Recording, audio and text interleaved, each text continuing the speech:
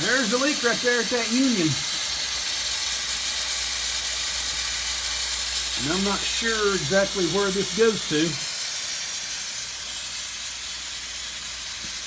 Looks like it goes up that way and into the building there. But it's got a ball valve here, so I can make it quit leaking.